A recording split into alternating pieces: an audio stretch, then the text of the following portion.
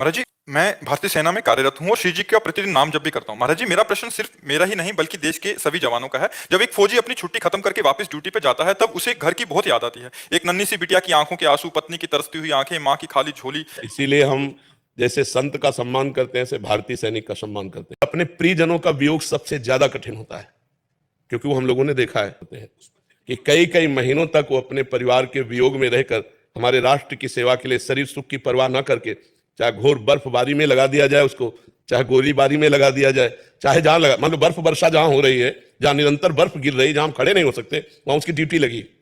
बस आपको राष्ट्र सेवा के लिए आपको अपने मोह का बलिदान देना होगा।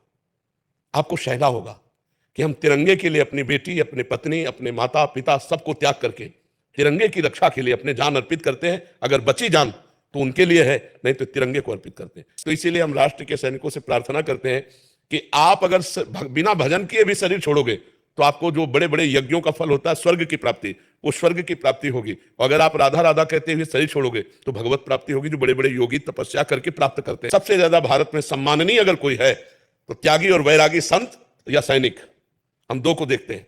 उसको जो मिला खड़े खड़े खा रहा है, जरूरत पड़ी तो गोली चला रहा है या हर कष्ट सह रहा है। अपने परिवार से फोन से बात करने का भी समय उसको नहीं मिल सकता। अगर युद्ध क्षेत्र में लगा तो बात करने का भी समय, और हो सकता है आखिरी उसका जीवन हो, इसलिए हम नमस्कार करते हैं।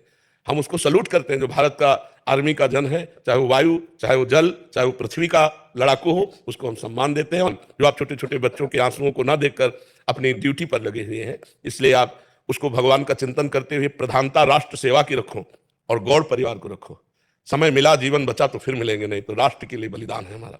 तभी आपको सलाम करते, तभी सल्यूट करते हैं आपको। महाराज जी, आप हर प्रश्न का जवाब हो, आप हर दर्द की दवा हो, आप सिर्फ यही कमजोर कड़ी खाली महाराज जी को। बिल्कुल बिल्कुल बिल्कुल। अब ये कमजोरी तो मिटानी पड़ेगी। राष्ट्र और देश और धर्म एक ही बात है। धर्म रक्षा के लिए गुरु गोविंद सिंह के बच्चे दीवाल में चुने जा रहे हैं, लेकिन ना बच्चों में आह और ना गुरु गोविंद सिंह में आह, और चुन दिए गए लेकिन धर्म विरुद्ध नहीं। तेग बहादुर सिंह ने अपनी गर्दन कटवा ली, गुरु अर्जुन देव जी ने पूरे शरीर को जला दिया उन दुष्टों ने, लेकिन कहा तेरा किया मीठा लगे। तो ये बहादुरों का मार्ग है। आप बहादुर हो, आप नॉर्मल इंसान नहीं हो, आप राष्ट्र सैनिक हो, तो नॉर्मल की तरह बर्ताव भी नहीं होगा आपका, आपका सिंहवत बर्ताव होगा। जब परिवार की तरफ जा रहे हैं तो इस समय पूरा प्यार परिवार को, और जब परिवार से मिले तो जय हिंद। अब हम जानते भी नहीं, राष्ट्र के लिए हमारा जीवन समर्पित। ऐसे वीर बहादुर बनो तो लोक परलोक सब तुम्हारे हाथ में रहेगा। कोई साधारण बात नहीं है, आप राष्ट्र सैनिक हैं। कोई भी ऐसा नहीं है जो सैनिकों के द्वारा सुरक्षित ना हो। अगर आप वहां ना हो तो हम यहां भजन नहीं कर सकते। आप वहां कष्ट सह करके तो हम यहां चैन से रजाई में सो सकते हैं। अगर आप वहां कष्ट सहकर सुरक्षा में जरा भी पोल कर देते, यहां हजारों लाखों मारे जा सकते हैं। इसलिए आप, हम सबका आशीर्वाद आपके साथ है, हम सबके पुण्य आपके साथ हैं, और आपका परिवार भी सुरक्षित रहेगा और आप भी सुरक्षित रहेंगे। चिंता मत कीजिए।